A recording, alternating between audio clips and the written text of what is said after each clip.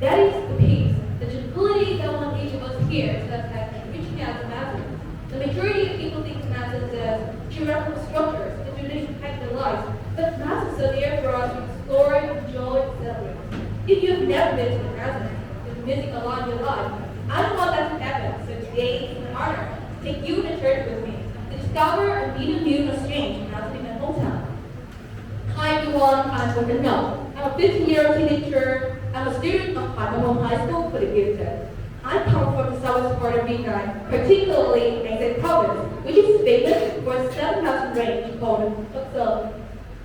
And among the 7,000, I think the most popular, the most familiar, and the most religious one is the Forbidden Mountain. Though its name is forbidden, it's very welcome here by the local people.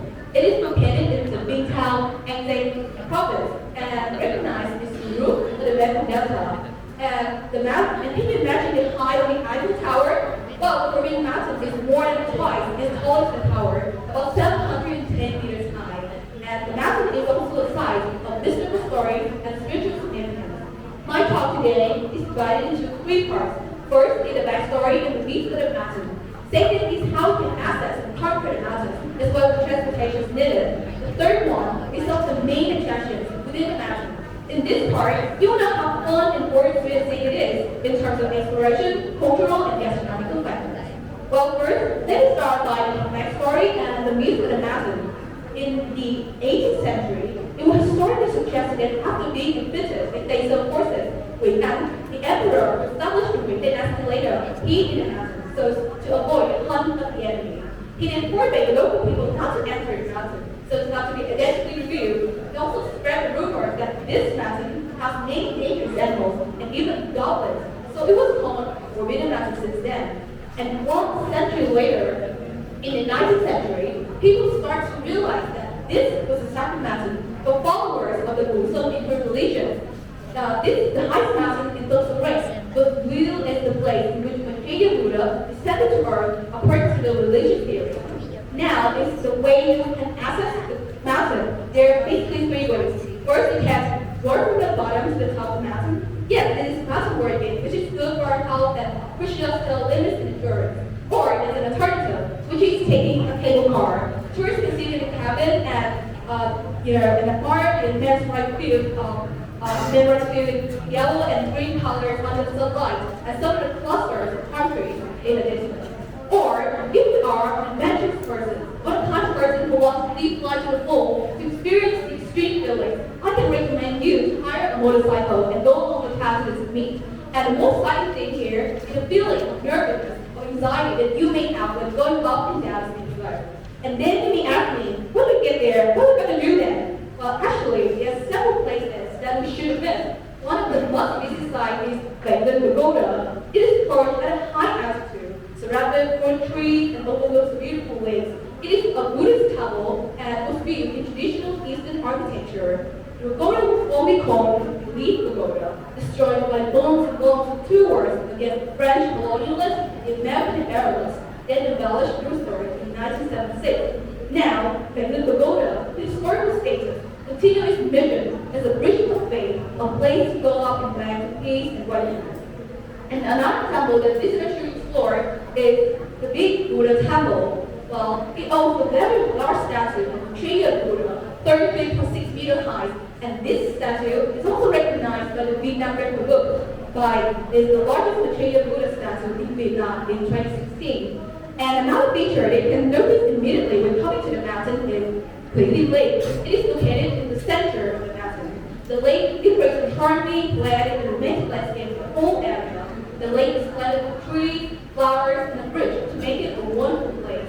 And today, Queen Lake becomes an ideal place for visitors to relax with, and it also becomes an ideal place for young people like us to check in, to take photos with our friends and families, and post them on social media. And another destination is Bo Hong House.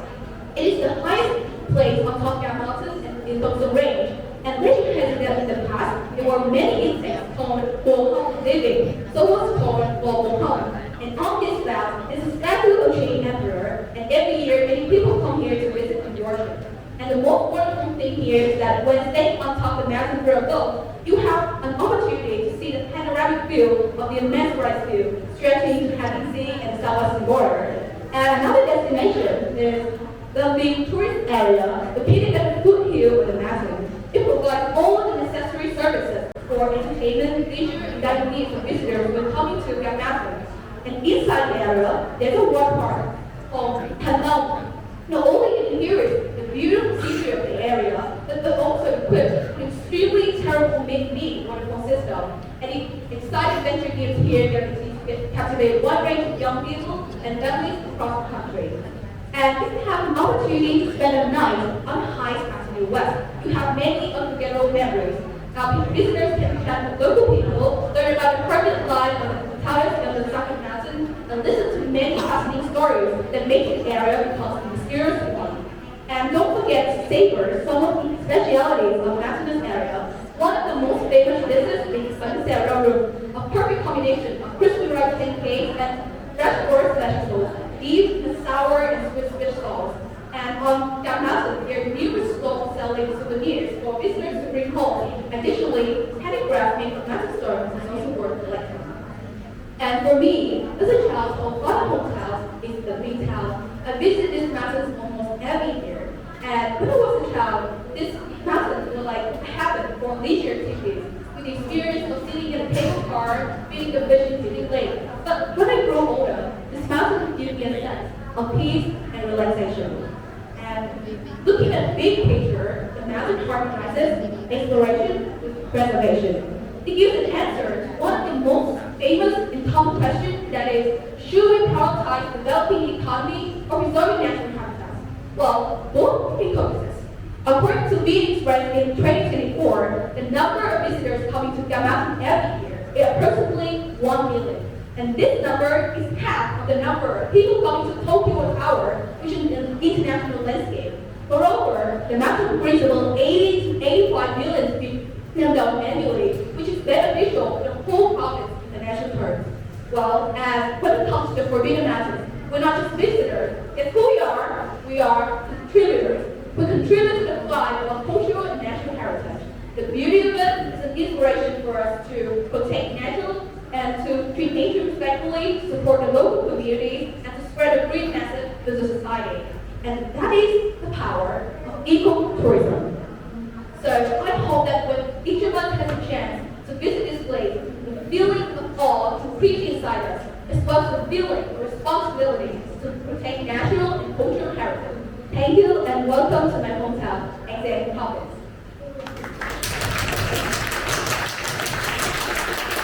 Thank you for your amazing presentation, and I have a question for you. Now listen, to what extent is An Giang's tourism industry influenced by its geographical features? Well, I think that the geographical features of An Giang province have really brings a lot of advantages for the tourism in the whole area, and especially the mountainous area, which is we call the Seven Mountain Range. So there are a lot of mountains here, and it really shifts the lives of local residents because they can take advantage of it and set up their own family businesses, like their own hotel, restaurants, or even just a small vendors. And it really helps to create more job opportunities and attract more people to come here and to make this a prosperous area. And moreover, with the mountainous, feature like this, it helps to preserve many cultural traditions. Because when the local people here has a chance to expose themselves to visitors, they can serve the traditional family dish or the traditional custom. It really helps to preserve the cultural traditions of the local people here. And I think that is all the advantage of the geographical features that really helps to boost the tourism aspect, but also the life for the local residents. Thank you.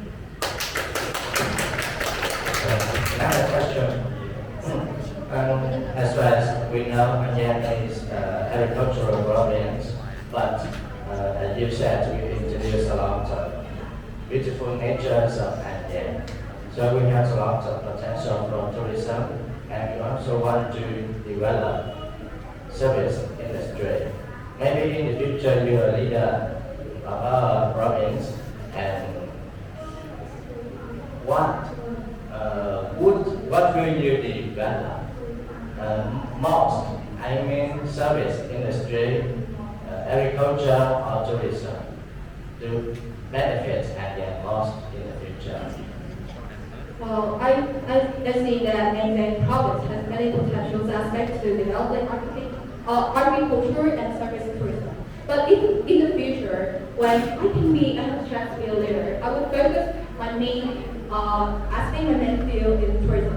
Why? Because this field brings a lot of money every year. Not only that, but it also attracts many outsiders to look at An Giang as a prosperous manner, and this can help to attract investment from international business, from other companies to invest in An Giang. That is, with that money, with that fund, we can invest in other fields of An Giang. So tourism will be the core aspect that we can develop. And moreover, the second point is that when we develop tourism, we can really help to enhance the lives of local areas, of local residents. Not only that, but it can also preserve the uniqueness, the cultural traditions of our An Giang province with many traditional dishes, many customs, many cultural, spiritual values that we all have, and we can pass that generation to generation. So that's my answer. Thank you for your question. Thank you for your answers and performance. Thank you for your questions and contestant answer. Now let's welcome our next contestant. Nguyễn Hoàng Nguyên, 11A, TTI School, is on